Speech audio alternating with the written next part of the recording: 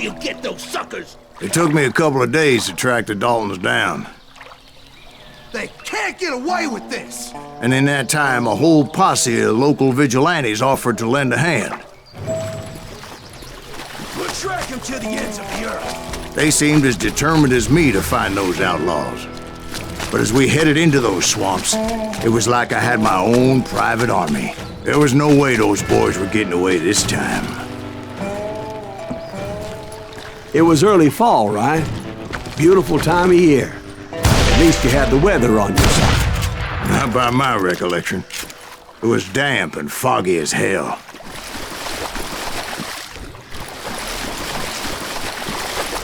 It was tough to stay on a true course, so we kept an eye out for landmarks.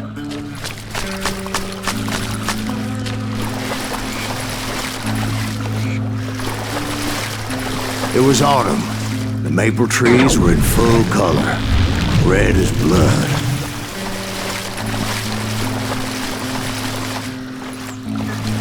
The rains that year were torrential, so the whole area was flooded. The vigilantes had spread out wide, and pretty soon I couldn't see anybody.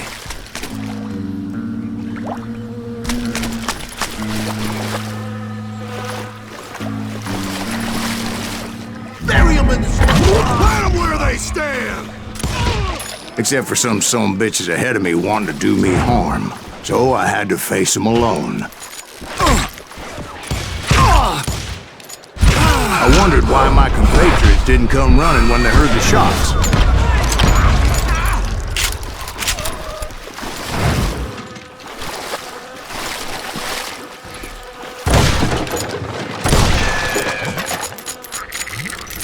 So did you find the Daltons? Not yet, but I did have the questionable pleasure of meeting a few of their friends.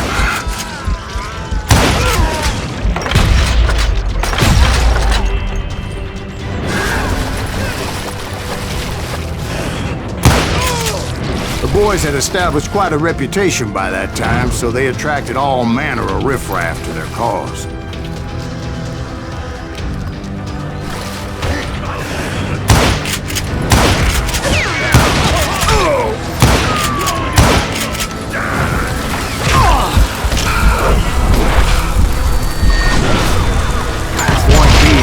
Was under serious attack.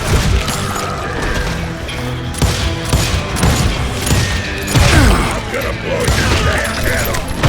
You just brought hell to me. My reinforcements was nowhere to be seen.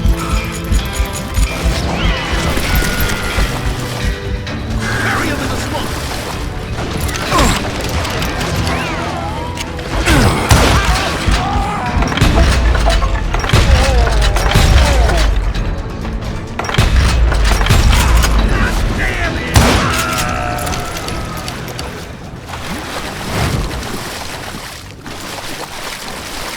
But luckily, a barn materialized as if right before my eyes. I scrambled up top to get a better view, but just ended up falling inside.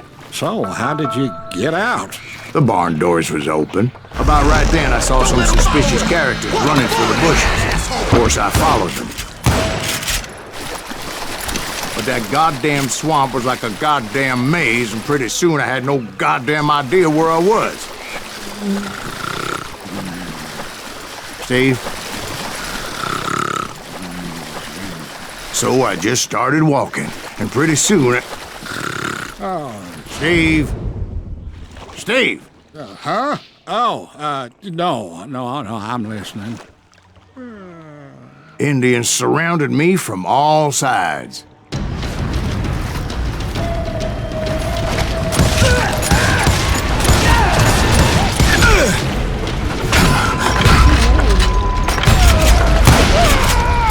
Indians? They were Indians? No. I just wanted to make sure Steve was paying attention. Now, where was I? You were following the Daltons through a swamp? That's right. See, Steve? Dwight's paying attention. No, I'm listening. I was just resting my eyes. So, where was I? The Daltons. Right. See, there's a reason so many outlaw gangs are made up of brothers. Being a brother is a very sacred thing. It's a bond like no other. Bounty hunters! Stop that, son bitch! So did you ever find the damn Daltons? Not yet, but I did find a few of their cousins. Kansans breed like rabbits. More Smiths or Heimhoffers or who knows what. But hell, what's more important than family? I bet Ben knows what I'm talking about.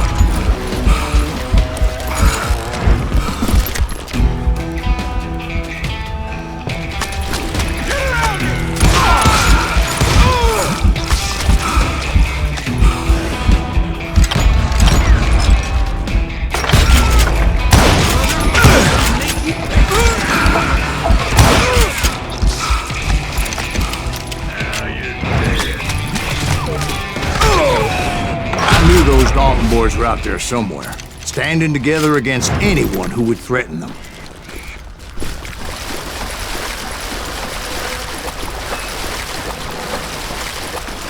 And that's when I saw it. A goddamn steamboat.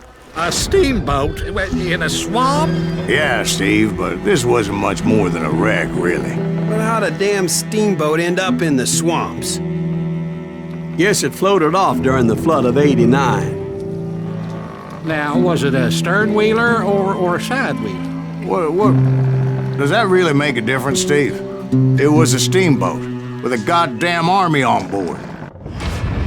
It was then that a fusillade of bullets come raining down from on high, and those vigilantes who accompanied me weren't anywhere to be found. But among those men that were shooting at me, I thought I saw some familiar faces.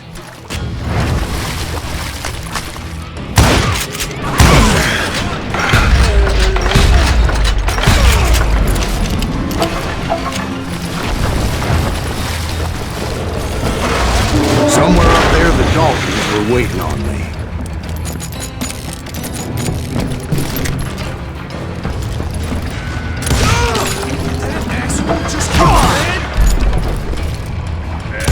Sounds like you don't give up too easy. That's the kind of man I am, Ben.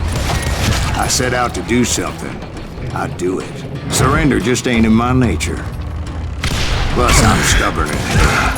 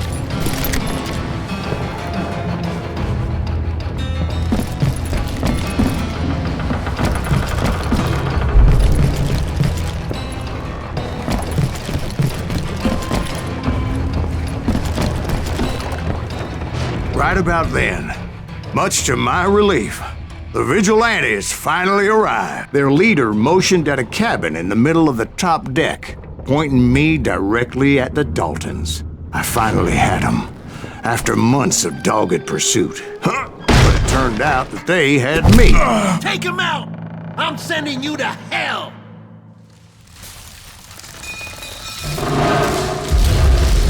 Daltons had played me like a fiddle. Apparently, the vigilantes were on their damn payroll. They didn't just want to shoot me. They wanted to burn me alive. But finding my way out of a burning labyrinth proved to be quite a challenge. It was a riverboat, right? I mean, it's not like it was a goddamn ocean liner. Well, yeah, but I was in a fight. It's gonna launch next year. Largest one in the world. We're talking about the Titanic. If you ask me, it's too blessed big. I don't think it'll even float. So anyway... Don't be stupid, Steve. They know what they're doing. They say that the Titanic is unsinkable. Oh, God. But getting back to that steamboat, how'd you get off it, Mr. Greaves?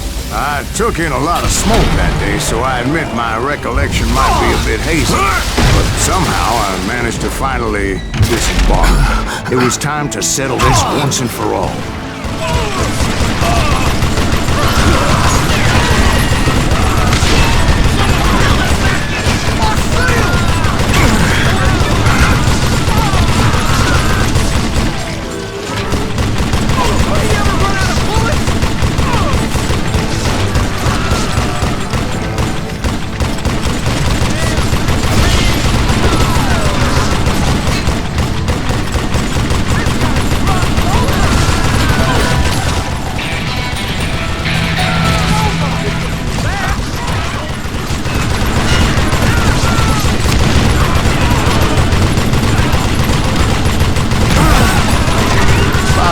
Weren't about to come at me one at a time. They were in this together. Two brothers side by side, determined to take me down. Confident that this time the odds were on their side.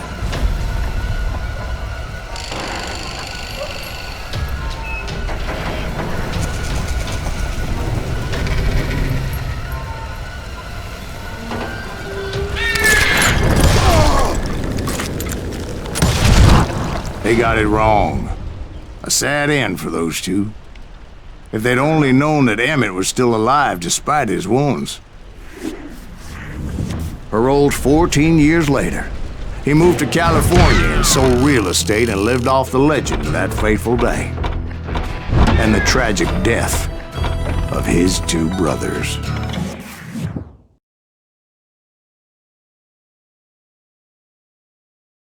My own brothers died tragically as well, truth be told.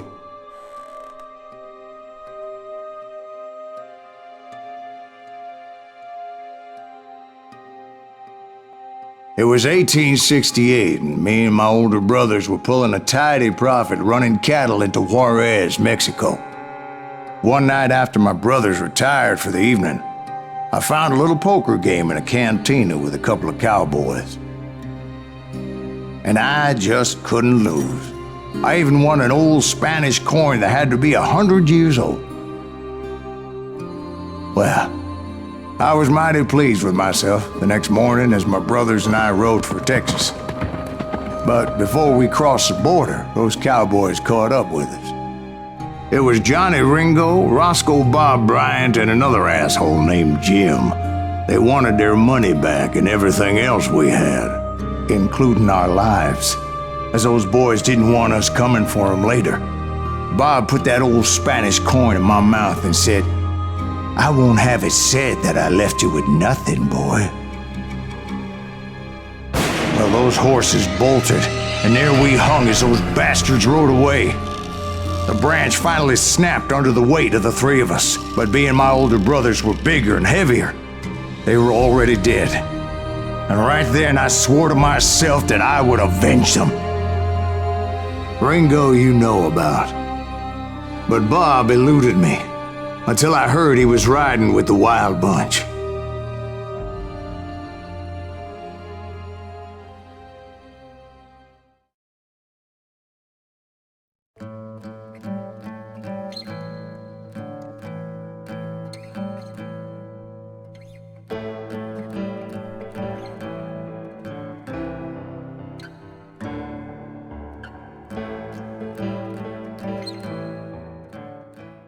I'd been on their trail for months, ever since they left their hideout in the Bighorn Mountains.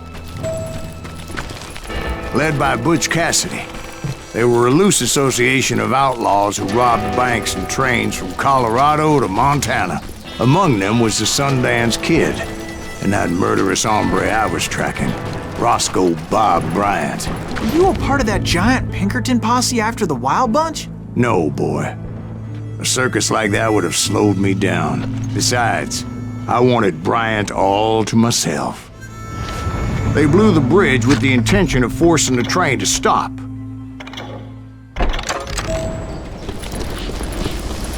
Well, I assumed the Wild Bunch was likely in the still intact part of the train high above. I was determined to make that sumbitch Bob pay for what he did to my brothers.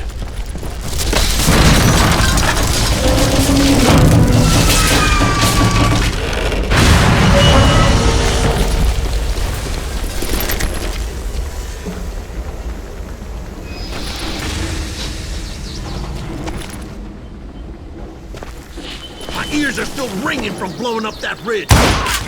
Well, I made my way off unscathed and came upon a few members of the gang and had no choice but to dispatch them. From there, I had to negotiate an even more precarious route. But first, I would need to get my ass out of there.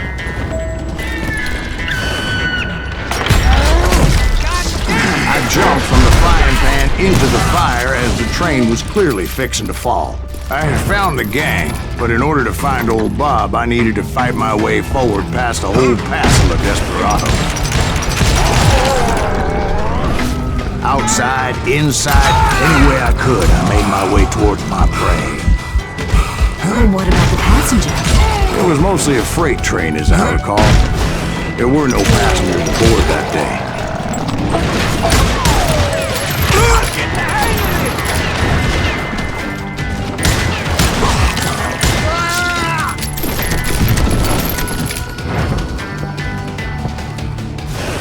As I mentioned before, I am not fond of heights, but I was too busy dodging bullets to worry about falling to my death.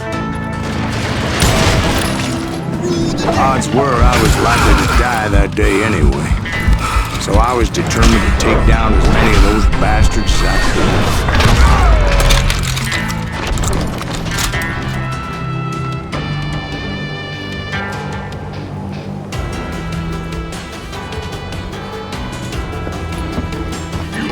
At times, it was like shooting ducks in a shooting gallery. The only difference is these damn ducks shot back.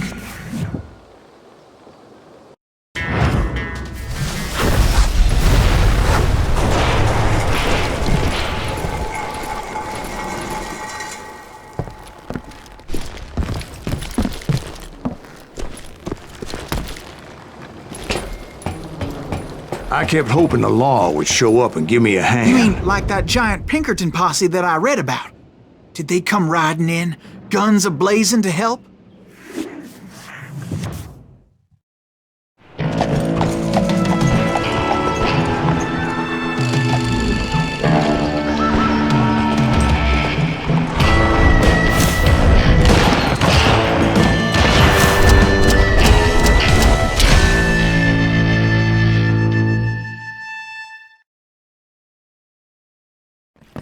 Help?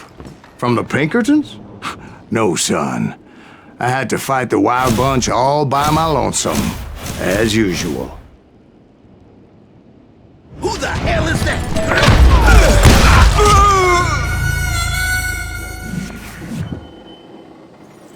Who the hell is that?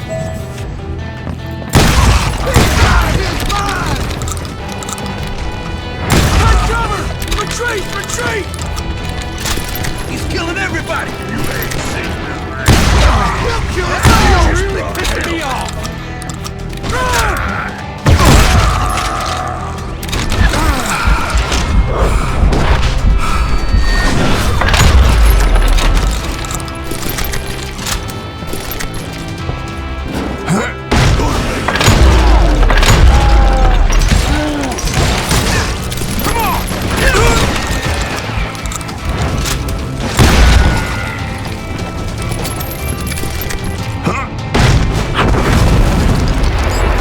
Guess is those dime novels didn't portray this as it happened, did they? Hell is it?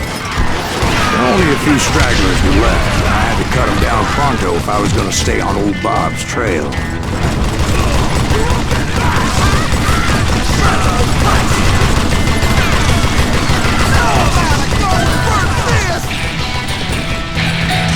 Run if you want to live!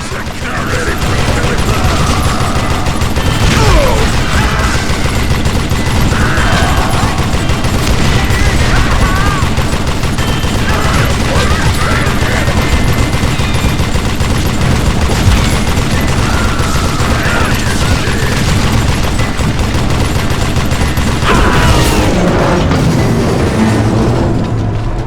Once I silenced all those guns, I went searching for my nemesis, determined to finally have my justice. But the only survivor who welcomed me was George Flat-Nosed Curry. Who was he?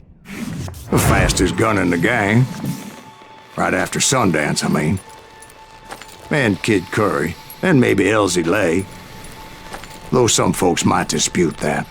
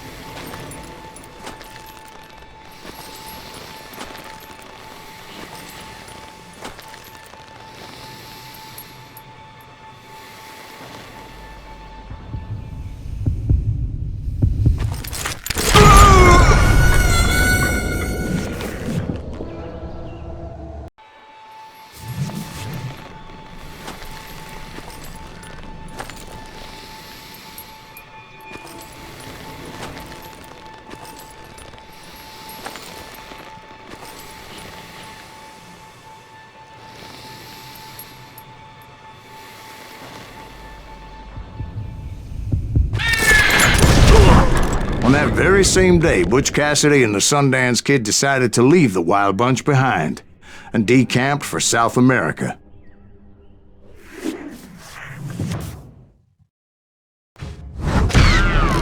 They ended up living down there for many years, but I'm sure you already know all about that.